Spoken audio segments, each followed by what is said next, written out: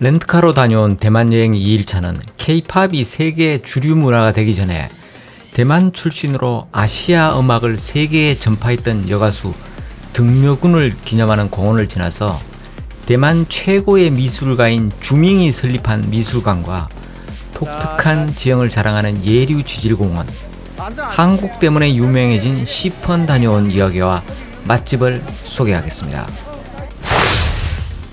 예류지질공원과 시펀은 패키지형으로도 쉽게 다녀올 수 있지만 등려군 기념공원과 주밍미술관은 렌트카로만 갈 수 있습니다. 숙소가 있는 단수이에서 등려군 기념공원까지 대만 북동부 해안을 1시간을 가야 합니다. 등려군이 아마 낯선 사람이 있을 겁니다. 그렇지만요, 이 사람 노래 들어보지 않은 사람은 거의 없을 겁니다. 대표곡인 월량 대표 아적심 천민미러는요, 우리 귀에도 굉장히 익숙한 노래인데 세계적으로도 굉장한 인기였습니다. 저작권 문제 때문에 제가 들려줄 수는 없어서 그게 좀 안타깝기는 합니다. 중국 본토에서 천밀미를 불러서 유명해지는 후에 우리나라로 기화한 지 한 12년 되는 헤라라고 하는 여가수가 있어요. 이 사람을 등려군으로 착각하는 사람도 있겠으나 완전히 다른 사람입니다.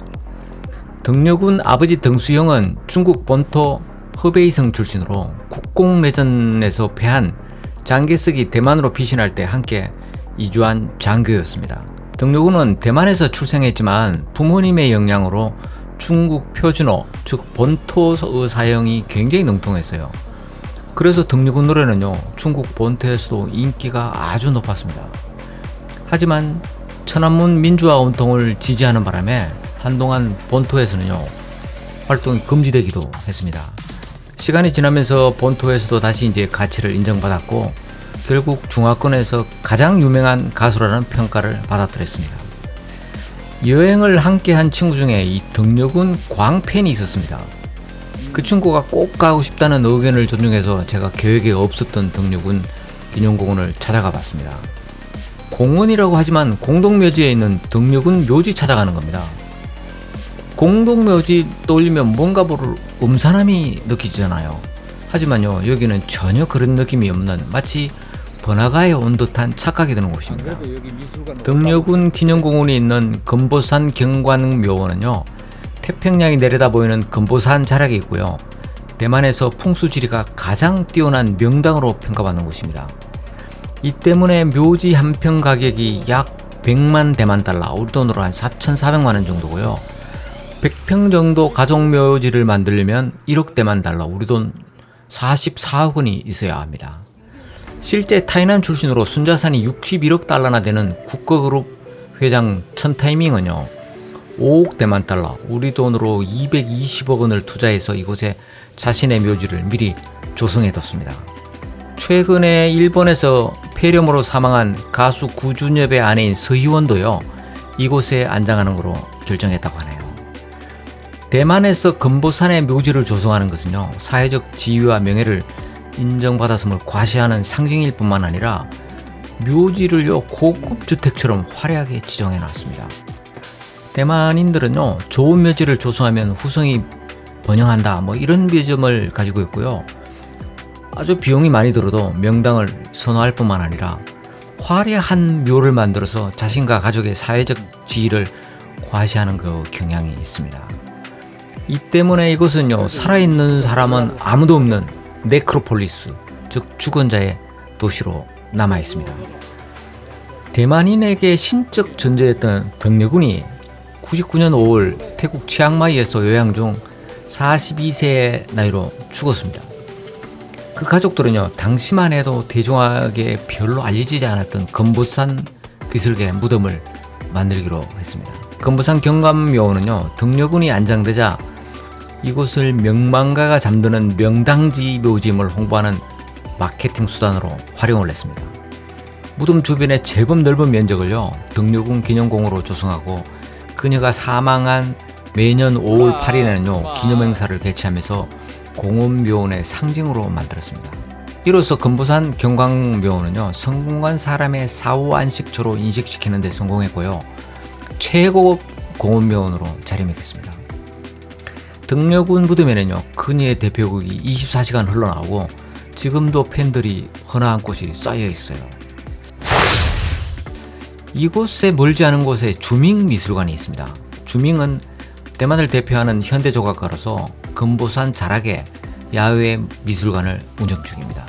1977년 평범한 산에 불과했던 금보산을 최고의 묘지로 포지셔닝한 뒤에 성공의 상징처럼 만든 조일장이라는 부동산 개발자는요, 대만 최고의 미술가인 주밍을 설득해서 묘지 언저리에 미술관 건립을 도왔습니다. 그리고 공원묘지의 어물한 느낌을 예술가 접목하면서 품격을 높이는 데 활용했어요. 조일장의 이러한 노력 덕분인지 50만 평이나 되는 공원묘는요 2009년 미국의 최대 장례 기업인 SCI로부터 세계 최고의 아름다운 공원묘라는 평가를 받았습니다. 아름다운 예술품이 있기는 하지만 미술관이 여기 있는 이유가 뜬금없다는 생각이 들더라고요. 다음에 여행지는 예류지질공원입니다. 주밍미술관으로부터 14km 거리고요 30분 정도 걸립니다. 예류지질공원은 삶과 이암이 태평양으로부터 불어오는 강한 바람과 파도에 침식돼서 여왕의 머리를 닮은 형상, 선녀가 남긴 듯한 신발처럼 보이는 형상을 만들어 놨습니다. 이런 경치는 아마 세계 어디에서도 볼 수 없는 독특한 풍광일 겁니다. 대만 여행하는 사람 대부분은 여기에 갑니다. 약 2000에서 2500만 년 전에 대만 일대는 얕은 바다였더랬습니다. 이곳에 중국 본토로부터 밀려온 모래와 진흙이 층층이 쌓이면서 퇴적청이 만들어졌고 600만 년 전쯤에 필리핀 지각이 유라시아 지각판 밑으로 섭입되면서 융기했는데 이때 대만섬이 만들어졌어요. 이때 예류지질공원은요 모래와 진흙이 쌓여 변성된 삶과 이암지대였습니다.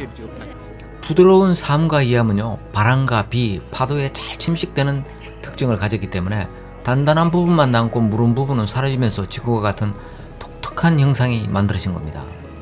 침식은 지금도 계속되고 있고요. 여왕의 머리로 불리는 바위는요 이미 목 부분이 많이 가늘어져서 아마 수십 년 이내에 무너질 걸로 예상을 합니다. 예류라는 이름은요 들판의 버드나무라는 뜻의 야류에서 유래되었다는 설이 있으나 이곳에 버드나무가 없는 걸 보면 신빙성이 좀 떨어지죠. 한편 현지 방언으로 예류라고 하는 말은요 들야자 허릴유자 즉 야류에서 비롯됐다는 설이 있는데 과거부터 이 지역 해류가 무지하게 강했던 지역임을 감안할 때 신빙성이 높아 보입니다. 이를 증명하듯이요 공원의 산책길을 따라서 태평양 쪽으로 뻗어있는 좁은 넌들길을 1.5km 정도 걸어가면 전망대가 있는데요. 이 전망대 앞에 중색 대형 선박이 해안에 좌초되어 있는 것을 볼 수 있어요. 중국의 중량물 운반선인 위저우 치항호인데요.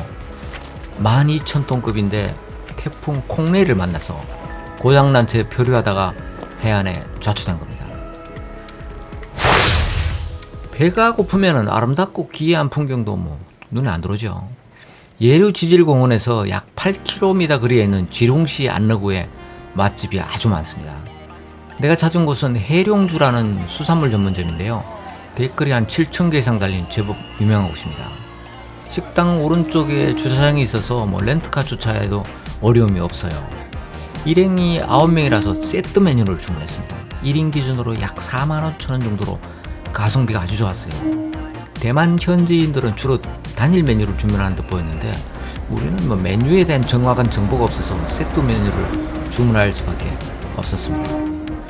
해산물을 이렇게 풍성하게 먹은 적이 없었던 것 같아요. 예류지질공원을 찾는다면 점심은 꼭 여기에서 먹기를 추천합니다. 여기에서 20km, 차로 30분 거리에 시펀이 있습니다. 시펀은 풍등에 이루어지기를 바라는 내용을 기록하고요. 날리면서 소원 성취를 기원하는 것으로 유명합니다. 이곳은 일제강점기 중에 중요한 석탄 생산지였는데 석탄을 운반하기 위한 철도가 있었고요. 그 이후에 채광이 중단된 후에 외면을 받았다가 정월 대보름에 맞춰서 열리는 핑시 천등제가 유명해지면서 다시 주목받던 곳입니다. CNN에서 축제 기간 중 수천 개의 풍등이 하늘로 떠오르는 장면을 세계 10대 야경으로 선정하면서 인기를 끌었지만 대만과 중국인들에게만 한정된 인기였었어요. 하지만 2014년 3, 4월에 TVN에서 이순재, 신구등이 출연한 꽃보다 할배를 통해서 풍등 날리는 장면이 방영되자 한국인들에게 인기 있는 장소로 떠오르더니 한류의 영향을 받았어요. 동남아 유럽 관광객이 몰려들면서 지금은 아주 인기 있는 장소로 변모한 것입니다. 이곳 인기는 순전히 우리나라 덕이죠. 기찻길 옆 가게 풍등을 사고 소원을 적으면요 전문적으로 날려주는 사람이 있어요. 짧은 한국어를 합니다. 풍등도 날려주고 사진도 찍어주고 그럽니다. 아침부터 강연을 시작해서 이즈음 되면요 여행이고 뭐고 귀찮고 그냥 쉬고 싶을 때가 됩니다. 숙소까지 한 50km, 1시간 10분 정도 이동한 뒤에 잠깐의 휴식을 가진 뒤에 안마하러 갔습니다. 이 대만 안마는요 음침한 곳에서 받는 것이 아니고요 오픈된 공간에 여러 명이 동시에 받습니다. 내가 선택한 곳은 단수이역 인근에 있는 경안 안마인데요. 전신 마사지가 1인당 700대만 달러, 우리 돈 약 3만 원이고요. 1시간 동안 경락 마사지를 합니다. 스트레칭과 요가 동작이 포함된 태국 마사지가 싱겁다면요 혈액순환을 원활하게 자극하는 대만 마사지에 한번 도전해보세요. 이거 무지하게 아픕니다. 마사지사가 손대는 곳마다 그냥 악소리가 나지만은 끝나고 나면 시원해요. 이날 일행 마사지 비용을 친구가 찬조해주는 덕에 피로를 씻을 수 있었습니다. 대만 여행 두 번째 날은요 덕류군 기념공원, 주민미술관, 예류지질공원, 시펀을 다녀왔고요. 맛집 해룡주를 찾았고 대만식 마사지로 마무리했습니다. 이번 편은 여기서 마무리합니다. 구독과 좋아요, 알림 설정과 댓글 부탁합니다.